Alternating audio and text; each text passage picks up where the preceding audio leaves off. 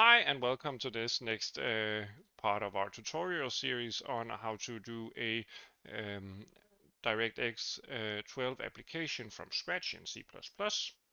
During our last episode, we got to render parts of a 3D primitive, but there is one problem.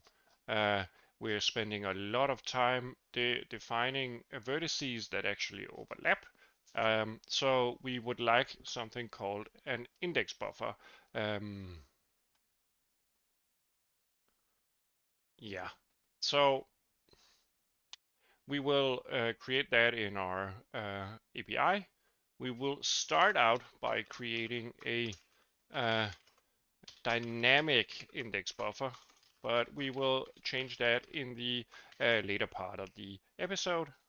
We will also be creating a index buffer view, and we will be binding it to our draw calls and pipeline. So as many times before, a buffer is fairly simple to create with the API that we've created. We will create the index buffers down here. We will create it as per usual. Not the view, excuse me, the index buffer itself here. We will initialize that. We will create it on the heap. Right now we're allocating a lot of memory, or rather 16 kilobytes. That's not a lot of memory. We don't need to do that. We can of course do dynamic allocations, meaning that we can make sure that our application only allocates as large buffers as and a buffer that only is as large as needed. But yeah, we won't care about that. An index buffer is simply like a vertex buffer, except that it only contains indices in series of 3 if you're drawing triangles that map which vertices to use.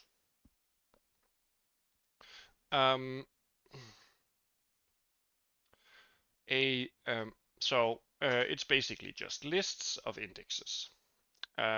We will return to how to create them shortly, but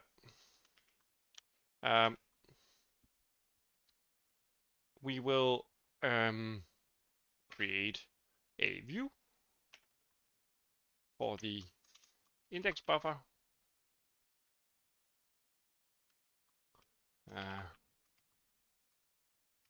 We will specify the let's see, buffer location. We will specify the format.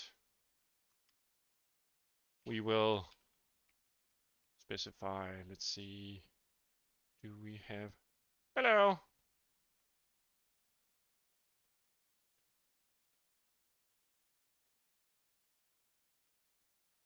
I'm happy that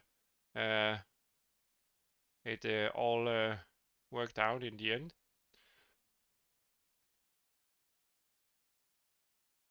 So we probably need something like a 30-bit uint or something like that. 32-bit, of course. So let's tell the system that we will use that.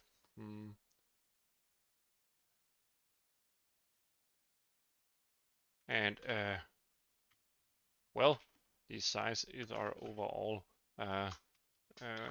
buffer size here. And that's basically it. That's the view for our index buffer. And now we can actually bind it to our pipeline, just as we bind the vertex buffer. Set index buffer, and we will reference the index buffer view, dynamic index buffer view.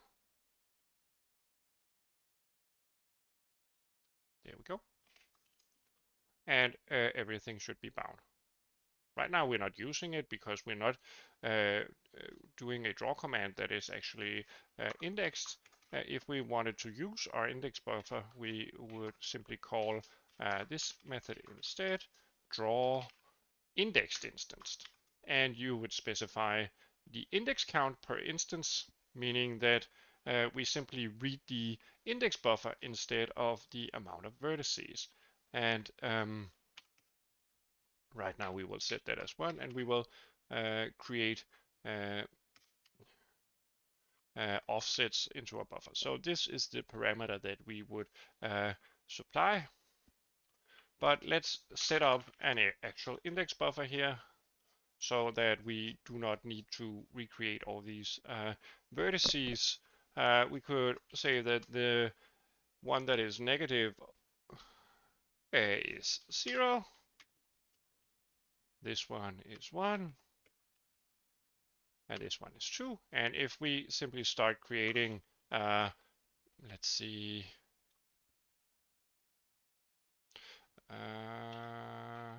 a series of uint 32, because that's what we promised the system that our buffers would be. And let's just create 10. And if we simply start by setting our first index as 0, because we saw that we wanted to draw the vertex number 0, and then we set the second one to 1, and then we set the third one to number 2. Let's move our camera here back in line with, whoops, I just simply flipped the camera here. I, of course, meant to set the X as 0. So let's swap to index-based drawing. We will do a shortcut here again. We will define global max indices, or rather indices. Let's do 16 for now. And we will draw our primitives. Well, it's not undefined. It just hasn't woken up yet. Okay. Let's do 3. Right now, nothing is happening. It might pertain to... Oh, wait a minute. We do not upload the actual information, so that's why. Okay.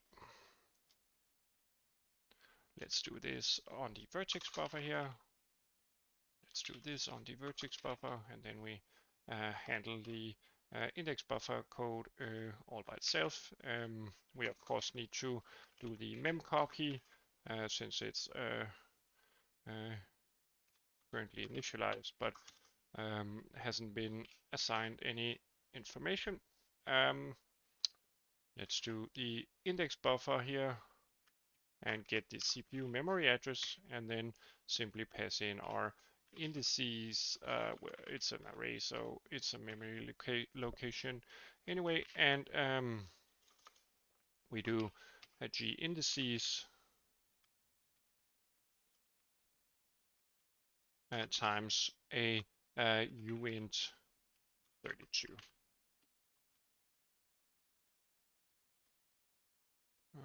Oh, whoops, the size of course. So now we should copy over our indices here. Yeah, we get our first triangle. Let's move a bit down with the camera so that things look a bit more normal. So yeah, then the next position here, the first part of our next side here in the... Actually, I think maybe we want to do something that I thought of doing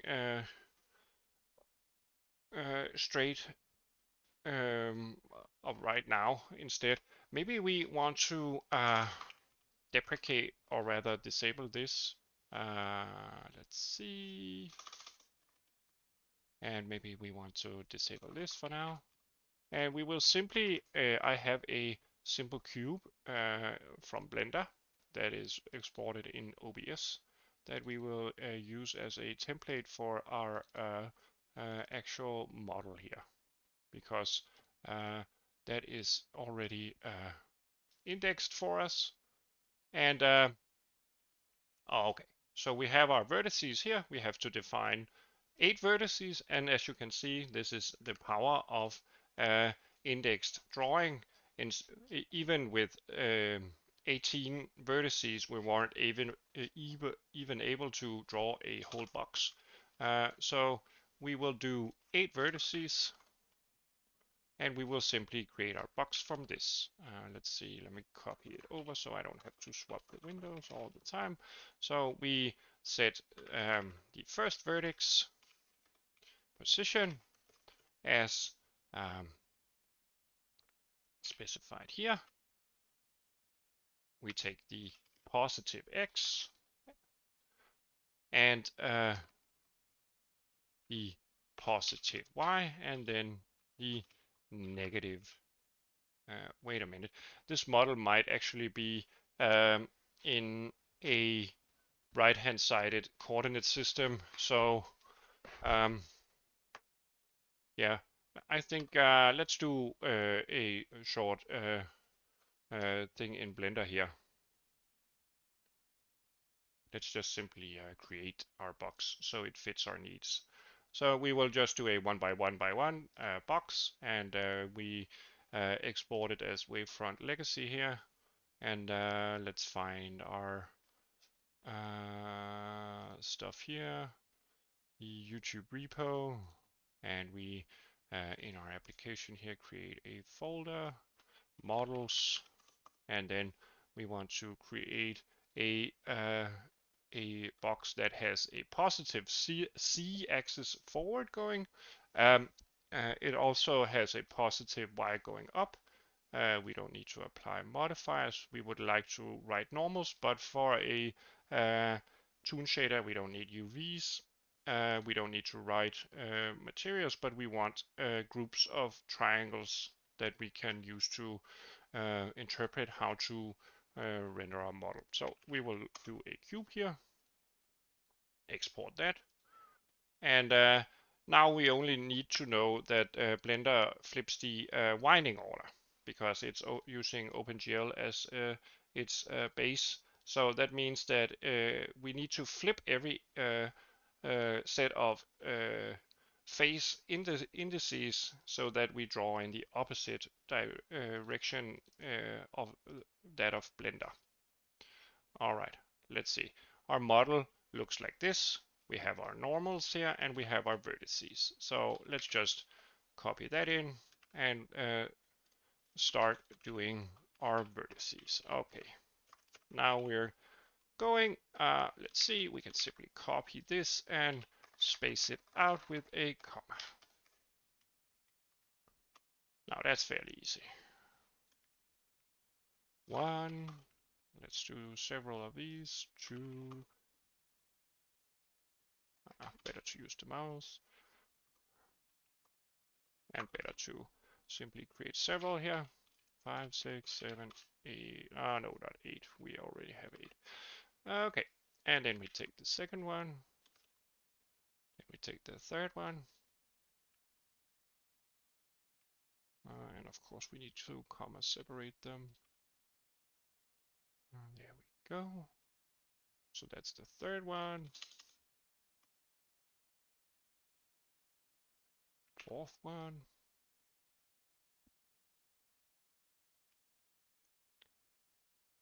Fourth one. Let's do a space here. Fifth one.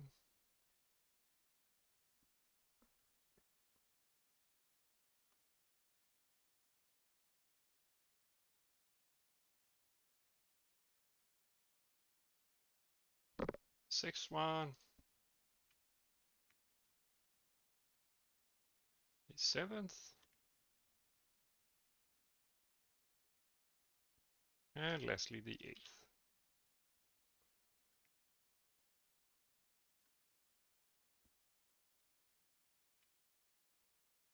Great stuff. So now we have our vertices. Let's see what happens if we draw. Let's see. Okay, we have an error somewhere. Something I. Oh, there we go. G indices. Well, did we comment out that word? No.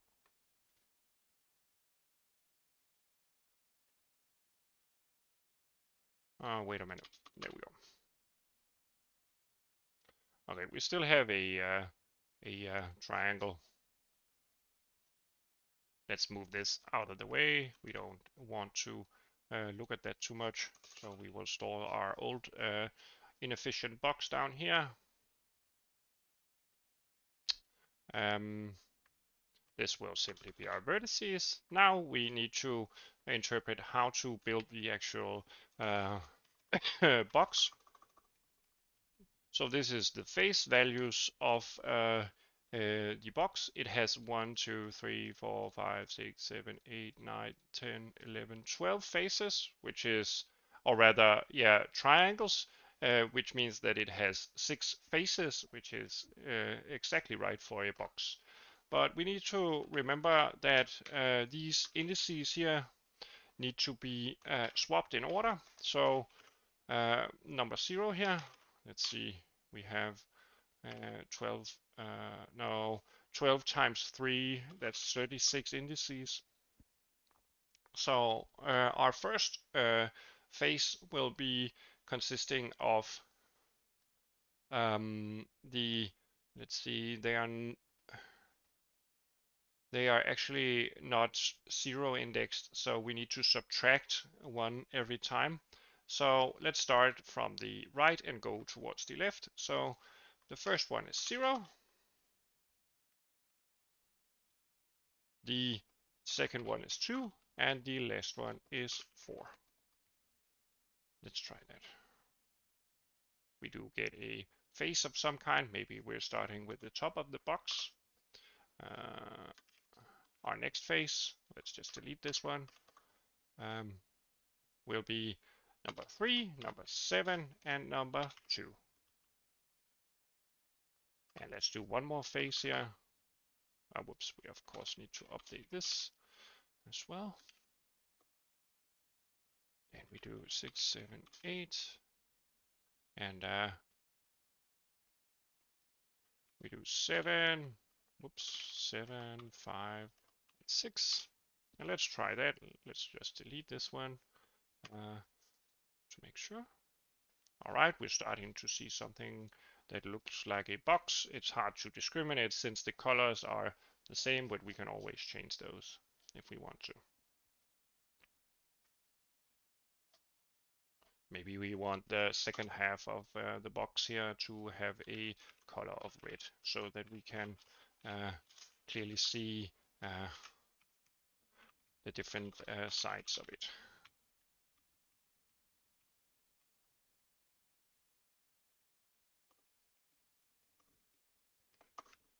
And we will of course update these as well.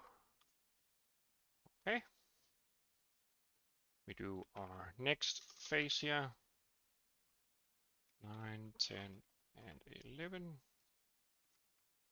We need to do 5, 7, and 1 here. Delete that. And we do like this. And we do 1, 3, 0. Delete that. And we should have half our box here.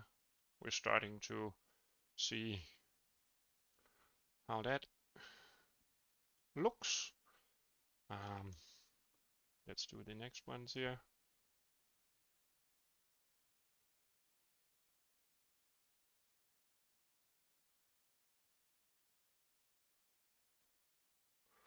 Oh, Karim, that sounds a bit ambitious. And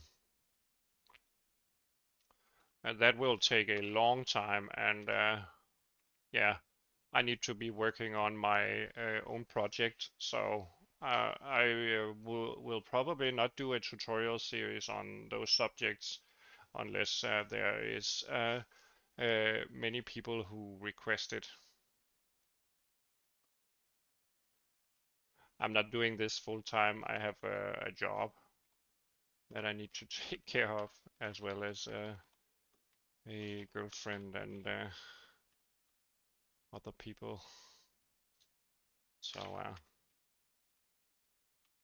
it's a nice suggestion, but I simply do not have the time.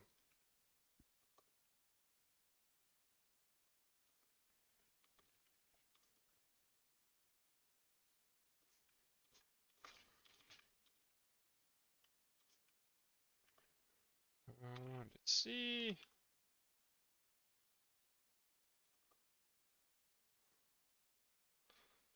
We're getting closer to being done here.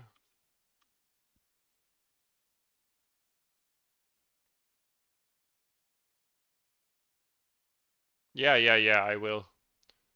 But not as a tutorial. This is a tutorial series, so it's more elaborate on what we do when I need to do a lot of more work to make it work. So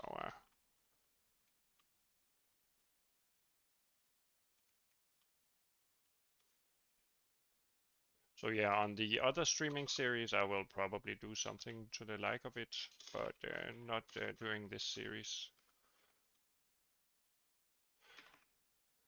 The source code is also different between the projects here, so this source code is way more simple.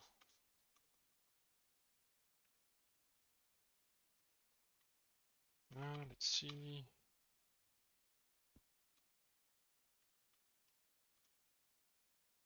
And we're about to be done. Did I miscalculate somewhere? Let's see. 104. Is it really 38 vertices or indices? 39. Let me see. Did I skip something? 6.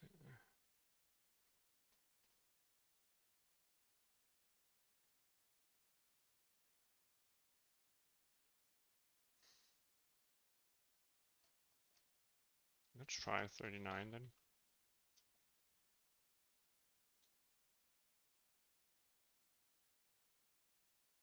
All right.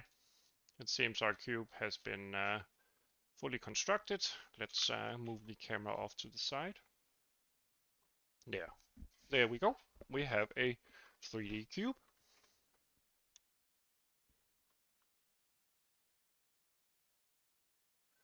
That uses an index buffer. And as you can see, you provide a lot of different floats for just one vertex, but for one index, you only create a uint32. You could even compress this into a uint8 if you knew that you weren't going that high in terms of indices. It depends on the size of your models. Okay, so I plan to do normal importing as well. We have the normals here and can easily create a series of normals for each unique vertex position, which is actually 38 or 39, as you can see, potentially at least. No, not potentially. In fact, and we would need to expand this list a bit and do some more computation. So I'll skip that in this episode, and I'll do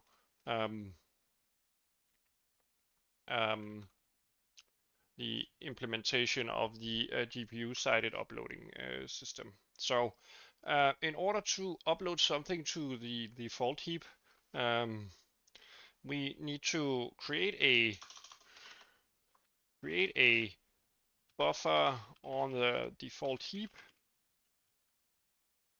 Then we need to change the state of that buffer into a write state, and then we need to create/use a buffer on the upload heap, as well as a command queue, a command list, and of course synchronization to upload the data.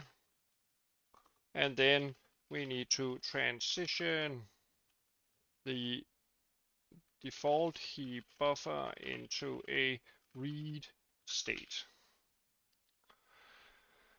So we could do something that simply does sort of that work for us on the resource itself. I think it's a fairly okay way to do it. You could do 8 other ways. Maybe you wanted the graphics list to be able to do it. Maybe you want a system that uses a pre-allocated dynamic buffer that just uses that one as a copy source. Then you could kind of like get around doing these things. Maybe we want to do a simple upload system that doesn't take too long time to implement. Yeah, okay. We will actually do that since it's a bit more fun.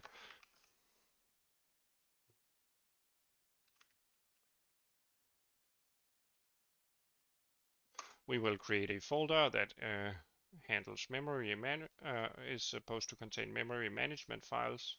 And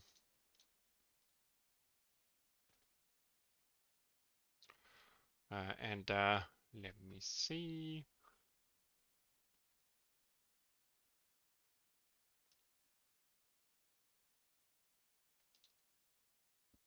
We will create a class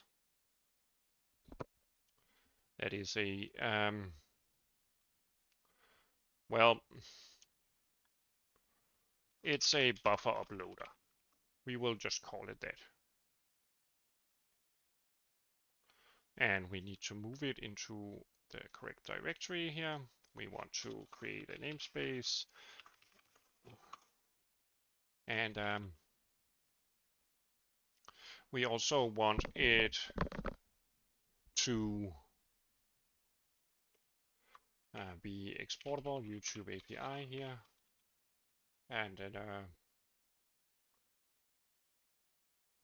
we also want to create the namespace here, and it will actually inherit from our resource system. We will allow us to create a empty buffer uploader. We will of course create a destructor, and we will create a release function. Then we will store an internal buffer, D12 resource internal buffer, and we will of course do some kind of upload function. We will implement this later because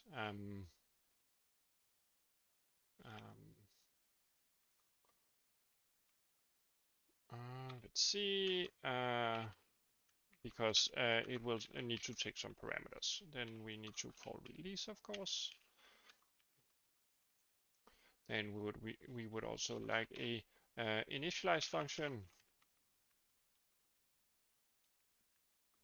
and we would like a ID 3D12 device pointer, since our resource needs to have that device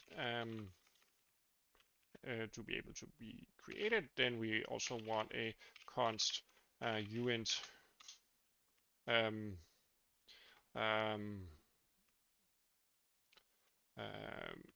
memory allocation, and let's do that for now. Whenever we initialize, we simply call internal buffer initialize, and we initialize on our device, and we allocate the specified amount of memory. And since this is an intermediary in terms of uploading to the GPU default heap, we will create it as is. Okay. So our renderer here will have this subsystem. We do subsystems up here. Let's see. Memory management, buffer uploader. We will create a buffer uploader. Buffer uploader. And we will initialize it. We will do it before any of this. We will do it and system setup. Maybe we don't need that comment. We will initialize it. We will give it a device, a size. Let's allocate 64 kilobytes to it, and let's see that everything works. Everything works. So now we simply need to create a upload method, and we need to make sure that the things get uploaded before we move on, since we want to synchronize with our synchronize our different resources here.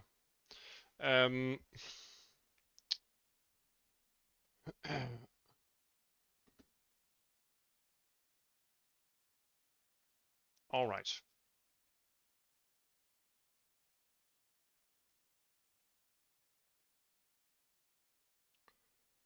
Our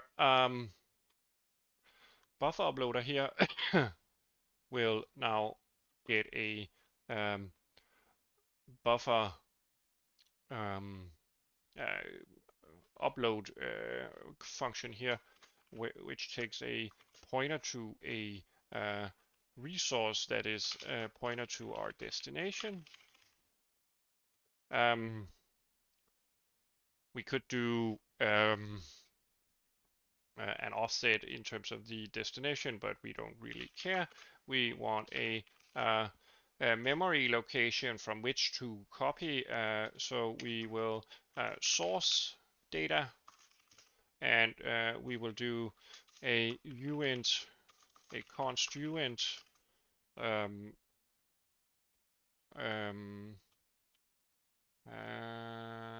which is simply our size here. And we would also like to be able to call a command queue and command list. So we will take a pointer to a D12 command list. We will take a pointer to a D12 command queue. Whoops, not that. D12 command queue.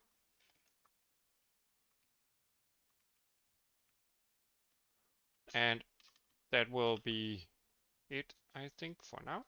So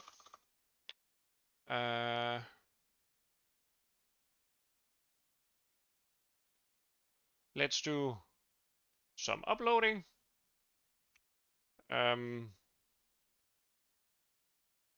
It's fairly simple. We simply map our upload buffer here. Maybe we actually want to simplify this a bit. Maybe we want to create a internal memory, which will be null pointer. And then on initialization, we actually,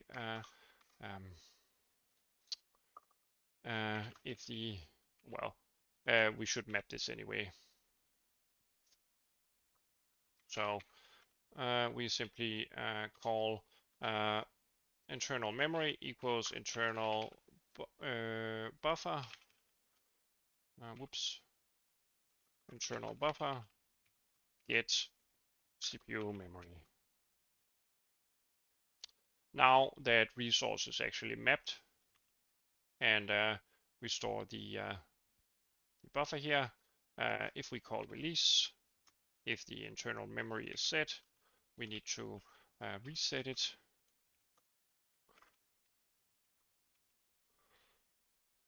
All right, so now we don't need to map our internal buffer since it's already mapped on the D12 resource. And we can simply start copying. We want to mem copy here from our source data into our internal pointer here, internal memory, and our source data. And then we want to copy the allocation size. We could do a search. Well, okay. Let's create an uint internal max size, which will be 0, and we will set that to our allocation size at allocation time, which means that we can do a YouTube search. The size is lower than our max size. This will only run during debugging. So, and then we want to record our command here. P command list as a GFX command here. And we want to specify the command copy buffer region. We need to get the destination resource interface, which we get here. We do not have an offset into our destination resource, but we could easily implement it if we wanted to. Then we have our internal buffer, which we also need the resource interface for, and then we do not offset into our internal buffer, but we copy our size here. Then we want to call what we usually call when we are done recording command lists, because we want this to be executed immediately. And let's look down here. Well, we want to close the command list. We want to execute the commands, but right now this will throw an error because this is not enough. We also need to transition the state of the actual target destination to be able to write to it, and afterwards we want to transition out of that state. So we need a resource barrier as well, and that actually needs to be done before our call here. Let's get the resource.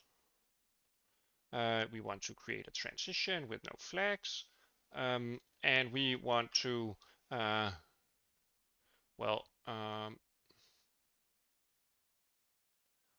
let's expect that our resource has something. Let's see, create committed resource. Let's see, we saw some specifications here in terms of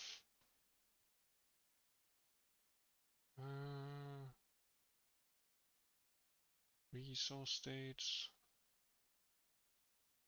Usually it's common.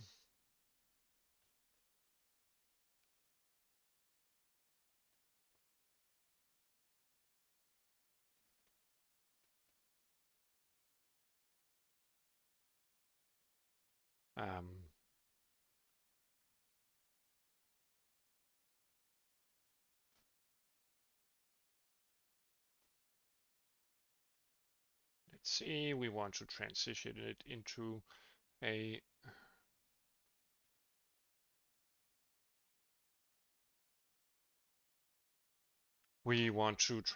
it into a copy destination. And then we of course want to add that barrier to our command list.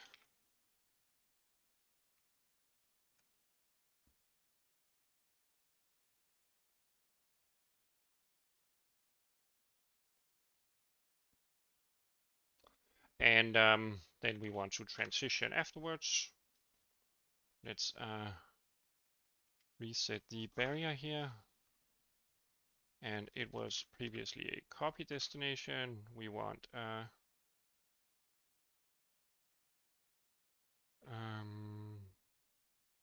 shader resource now.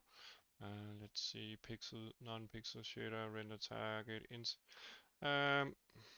We could do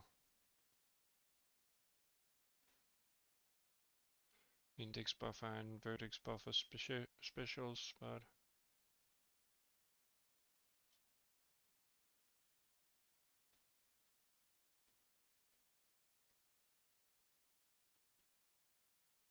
let's go back to common, I think. There we go. And we of course want to record that resource barrier. Okay.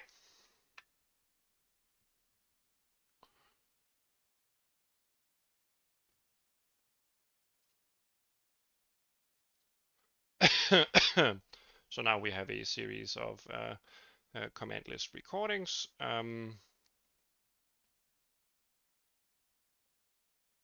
We will ask our command list to close.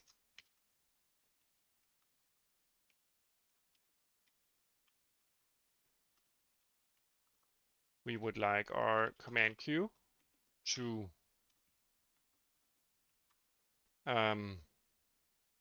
execute the command list.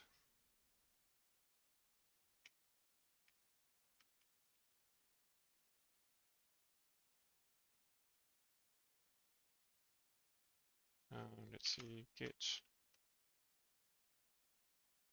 And then we want to wait for our call to be executed. And then, oops.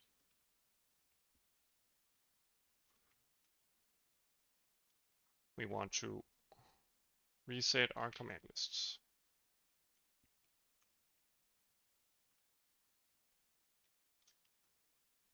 All right. Let's see if everything compiles. Everything compiles. We are not using this function for anything yet, but we will test it out. So let's migrate our vertex buffer here. Let's create a non-dynamic one and simply disable the old one.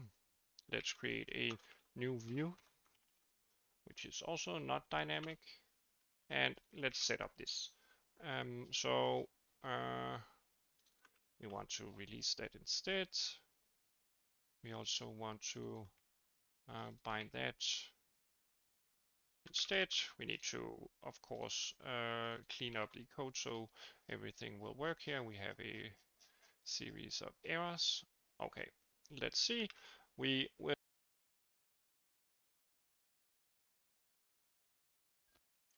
will initialize this buffer here. Let's do 8 kilobytes. And let's do a default heap. And let's do a common resource state, and then we need to, well, that's not what we're doing. We simply set the name here. Let's remove this. We're not using that anymore. The vertices are fine. We do not need to memcopy anymore. We need to create the view though. Let's see, and we need to, of course, still set the address, and we need to set it to the same size as up here. And now we would like to test out our buffer uploader. Whoops. Upload, well, buffer uploader up. Did we initialize this one? Yeah, we did. Let's upload something here. Let's grab our vertex buffer as a reference. Wait a minute. We need to get the address of that, and it doesn't like that. It's actually because it needs to be cast as a pointer to our resource here, and our source data is this. Our size is the size of a vertex times box vertices, and then we have our command list, which we will get the address of and cast as a v12 command list pointer. Let's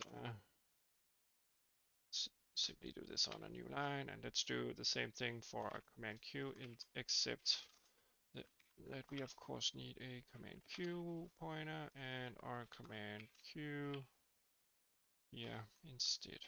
Let's try that. It might not work as expected, but well, we have no errors, we have no problems. Let's see. It's not even whining. All right. We might be doing something pretty nice then. Okay, let's look at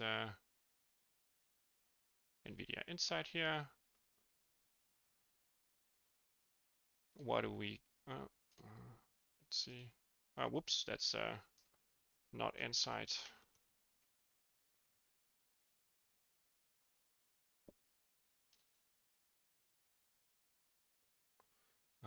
Right now, we probably haven't found anything correctly, but let's see. Our resources, our vertex buffer here, it's on the heap, I think, default heap. So at least we created the resource correctly. It has a size of about 8 kilobytes, and it contains some information. So let's see. Does this actually look like our information? Well, yeah, it seems like it. Let's just double check. Okay. We see values that are highly similar. Well, it simply looks like it worked. So right now, this data resides on our default heap. We successfully uploaded it, and we created a method to upload every kind of data directly to whatever destination through the command queue and command list. Yeah. The only problem that we have is that we do not bind things correctly for some reason. Excuse me.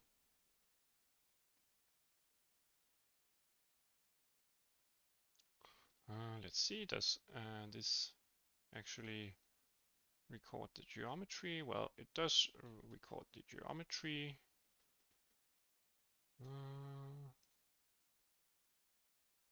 Did we change anything in particular? There's probably something that we forgot to change.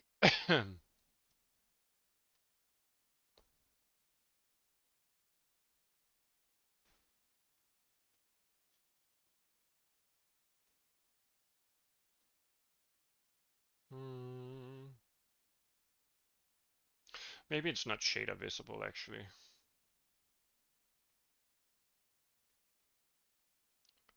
Let's see. Did we get any warnings? Nope. And our vertex buffer view here is bound, and is it correctly set up?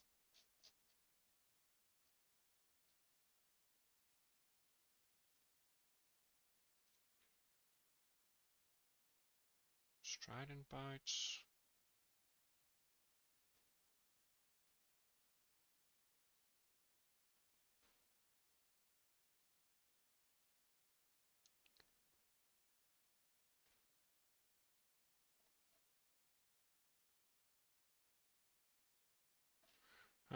Resource state. Let's see. Oh, okay.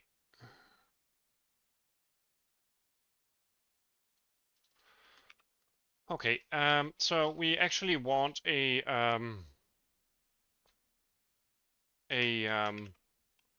special case state. Let's see, the 3D12 resource state.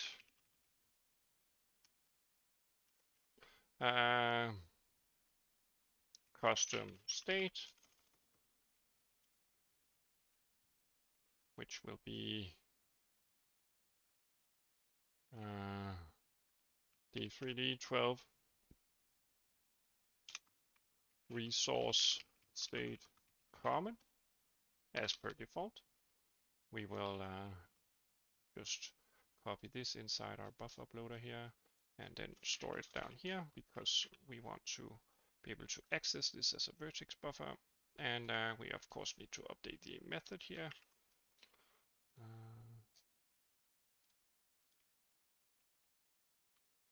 Okay. And of course we do not want to redefine that.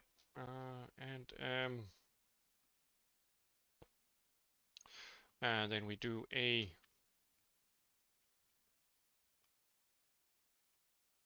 if it's that, then otherwise we simply set it to our custom state.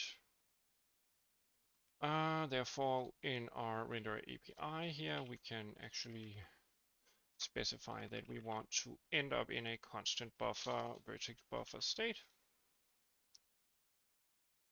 Let's see, we have a problem somewhere. C declaration.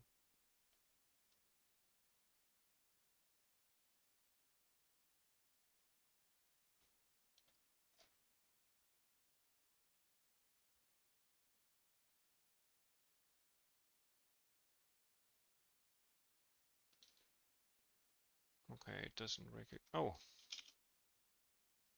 it doesn't recognize it. Now it does. Maybe. Oh, okay. We can't overwrite whatever. Okay. There we go. Everything is back to normal. So there was a custom resource state for vertex buffers and constant buffers. All right, let's do the same thing for our index buffer. And we can actually delete these because we don't want to use them anymore. And our vertex buffer gets created right there, and then it gets uploaded. Our index buffer gets created right here, and we want to create it on the default heap at a common resource state, excuse me. And we do not need this anymore, but we want to use our buffer uploader method, but we do not want a custom resource state. We want Also the size of the amount of indices, and we want a UN32 instead here, and we want to store this information, and we want to use this buffer. Then we want to change these, and let's set this, and while I remember it, set name index buffer.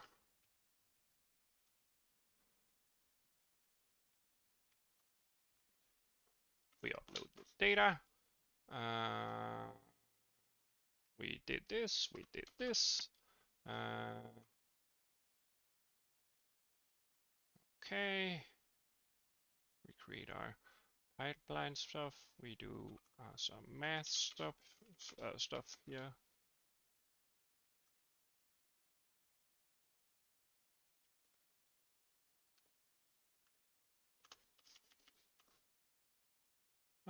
And we actually ended up succeeding in reaching our goal. Great stuff. Everything should still work when we update the index buffer view here. Index buffer view.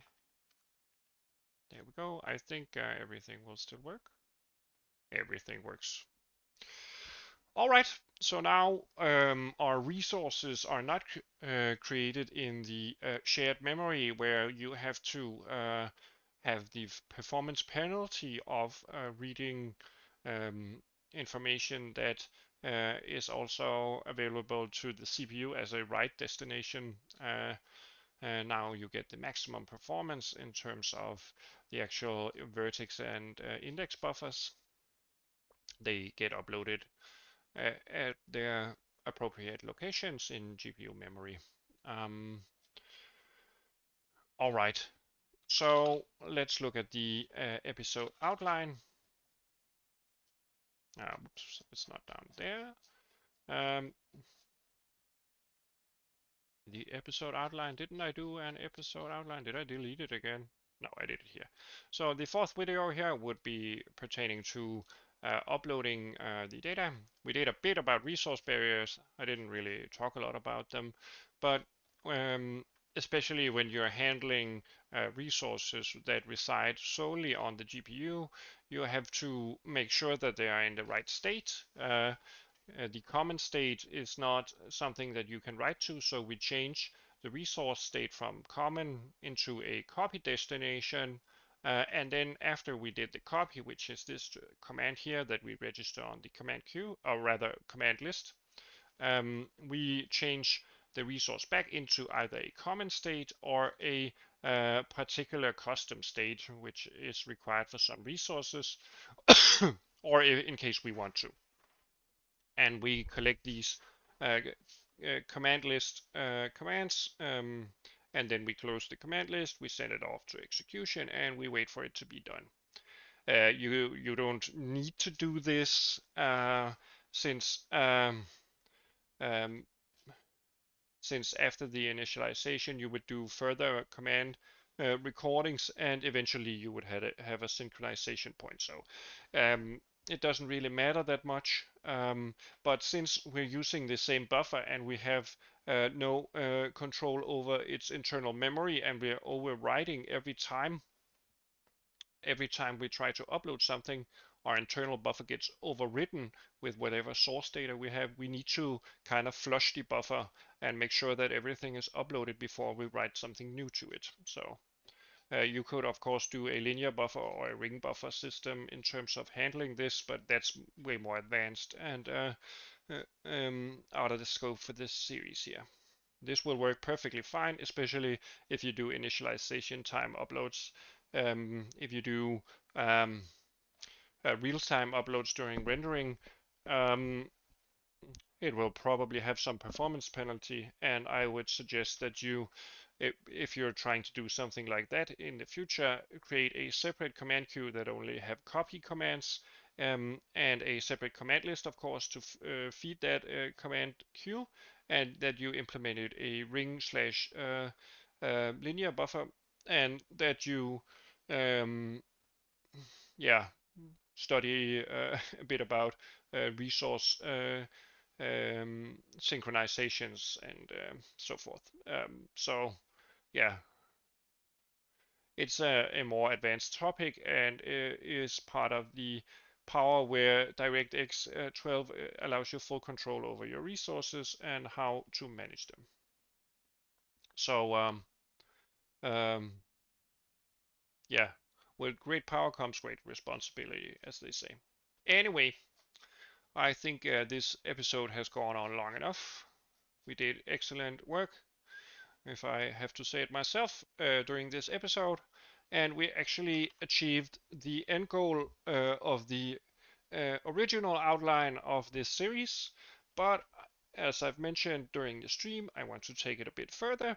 I want to create a simple cel-shaded application that has a simple light source, light system and a material system. And you guys might know cel shading. It shouldn't be that hard to do. We simply need some normals in terms of our model, which we have from Blender here, right here for each vertex, and then we have the specification of which normals to use at which vertex for our box. So we will spend a video on kind of collecting that information and storing it and uploading it to the graphics pipeline. Then we will do a short video on a very, very simple diffuse based material system, and as a replacement for color, maybe, yeah, uh, yeah, I think we will do that because it shows how to expand the generalized pipeline. And then in our last video, we will be writing some shader programs and some tools in terms of controlling a light source. We will start out by hard coding the light source, and we might do an 8th video where we simplify slash make the light source controllable from the application side, meaning not from the shaders. Yeah, so we will do that. I'll end off this episode, and hopefully you found this helpful, inspirational, entertaining, or maybe just something else entirely. Feel free to comment, like, or subscribe.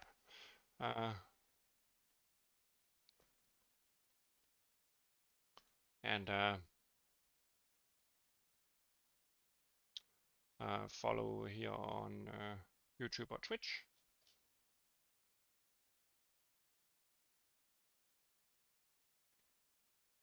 And thanks for dropping by. Hopefully I'll see you in the next one.